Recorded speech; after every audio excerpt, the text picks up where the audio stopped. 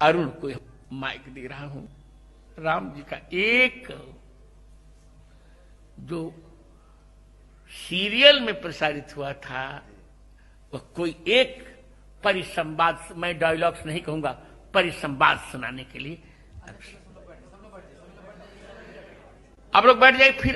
फिर मैं उपसंहार करूंगा, फिर तब आरती होगी। परम पूज्य महाराज जी के चरणों में कोटि कोटि वंदन।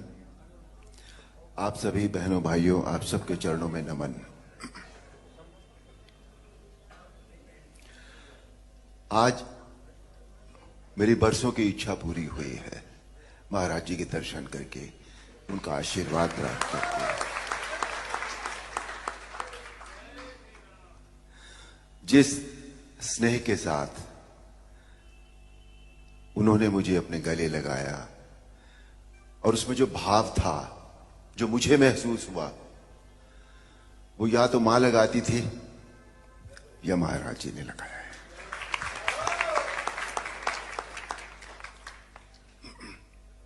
महाराज जी की आज्ञा हुई है रामायण का एक परिसंवाद सुनाने की। एक प्रसंग है जो हमारी रामायण थी उसमें, कि रावण जब पहली बार भगवान राम के सामने युद्ध क्षेत्र में आते हैं तो उनका सामना सभी से होता है। पहले हनुमान से भी होता है, सुग्रीव से भी होता है, सभी लोगों से होता है, पर कोई भी रावण को कुछ कर नहीं सका था क्योंकि इतने वरदान थे उनके पास। पर संध्या होते होते जब वो भगवान राम के सामने जा पहुंचे तो भगवान राम ने उनके रथ का पहिया, उनकी ध्वजा रथ की, उनकी खड़क, सभी कुछ तहस नहस कर दिया। और एक पल ऐसा आया जब सदैव रथ पर चलने वाला रावण धरती पर खड़ा था, और तब भगवान राम ने उनसे जो कहा वो प्रस्तुत है। वाह रावण वाह, भगवान शिव के त्रिशूल की भांति प्रचंड वायुपुत्र हनुमान की मुष्टिका का प्रहार तुमने सह लिया।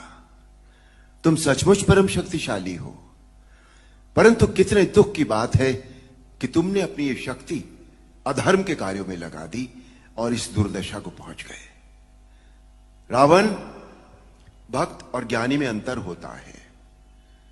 भक्त चाहे मूर्ख हो परंतु हृदय का सच्चा और मन का सरल होता है, परंतु ज्ञानी तुम जैसा दुष्ट भी हो सकता है, जिसे स्वर्ण अलंका के राज सिंहासन पर बैठकर भी जीवन की अपूर्णता का कांटा चुभ रहा है।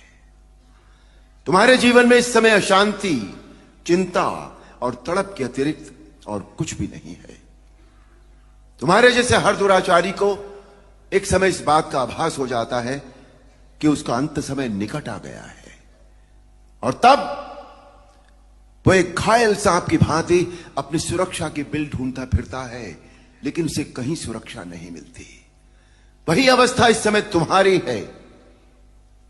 तुम्हारे पाप कर्मों के विष के प्रभाव ने तुम्हारे मन की शांति को जला दिया है, और तुम उस पाप के विषैले कांटे की चुभन को छुपाने के लिए ऊंची ऊंची आवाज में बड़ी बड़ी डींगे मार रहे हो, जिन्हें तुम्हारा अपना मन भी सच नहीं मानता।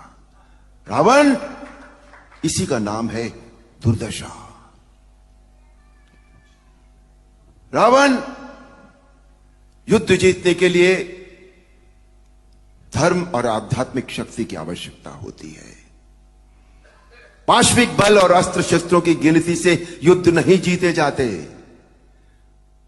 तुमने एक समय लक्ष्मण से कहा था कि तुम्हारे यहां कोई नीति,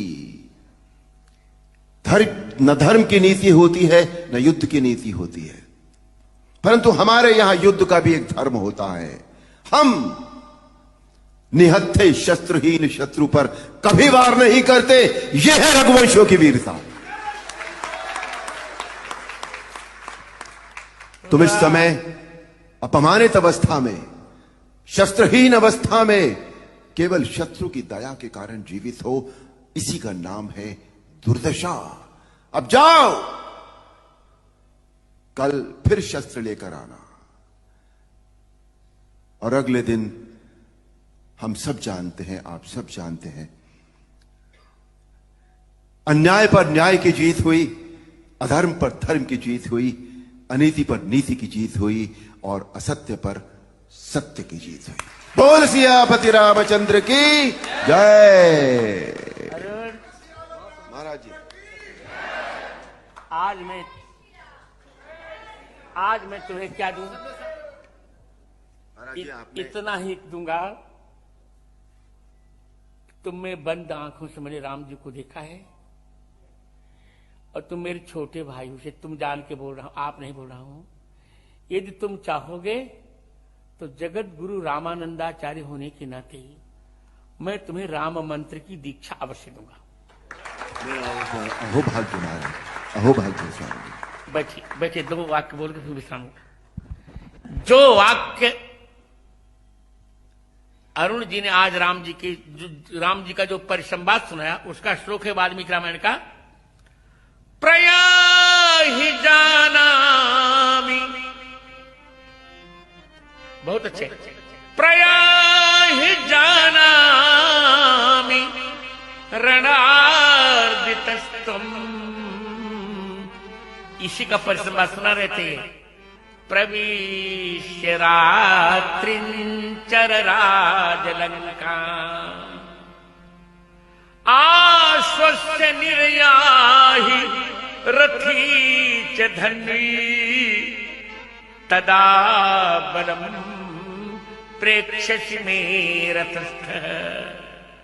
और अब यही बात, प्रयाहि रावण लौट जाओ, जाना में रणार्दितस्तम, मैं जानता हूं तुम युद्ध में थक गए हो, जाओ प्रविश्य, हे रात्रिंचर राज, राक्षस राज, लंका में प्रवेश करके आश्वस्त थोड़ा विश्राम करके रथ लेकर धनुष लेकर फिर युद्ध में आओ और फिर मेरा बल रणांगण में देख लेना। मुझे यह कहने में बहुत हर्ष हो रहा है कि यह परिसंवाद मैंने ही रामानंद सागर को लिखवाया था।